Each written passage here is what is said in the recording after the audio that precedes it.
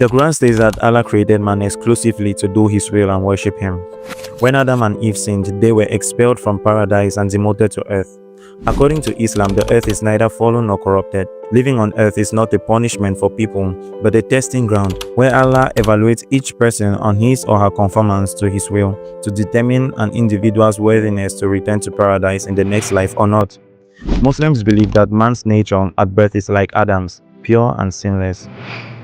Islam teaches that even though man is born sinless, outside evil influences would cause him to sin, and it is almost impossible to remain sinless in the long run. So a good question to ask here would be, if every man was born sinless, where did sin come from? The Quran answers this for us in Surah 35 verse 8, which reads, "Then is one to whom the evil of his deeds has been made attractive, so he considers it good. For indeed, Allah sends astray whom He wills and guides whom He wills." In this verse, we see that there are certain things one can do, thinking they are doing good, without knowing that they are being deceived to think so. Here's an example. In Sahih Bukhari 66 verse 14, we find a story narrated by Mohammad, how Moses and Adam were arguing about Adam's sin. And Adam explained to Moses that everything that happened was out of his control, as Allah had written what would happen 40 years before he was even created. But let's keep on reading the Quran.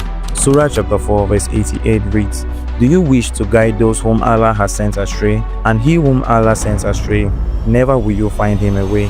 From this verse, we can see that even if Adam would have wanted to resist, it would have been futile, as Allah was determined to make him sin. Before we continue, this channel is created to show you the world through the lens of Christ. Since you have come this far, please like, share, subscribe, and drop a comment. If you think Allah would never make one to sin, you need to sit tight, as this next hadith is about to shock you. Sahih Muslim 27:48. "If you were not to commit sin, Allah would have swept you out of existence and would have replaced you by another people who have committed sin, and they asked for forgiveness from Allah, and He would have granted them pardon." This hadith indicates Allah is hell-bent on making people to sin. But why would Allah do all of this? Once more, the Quran has an answer in Surah 32 verse 13.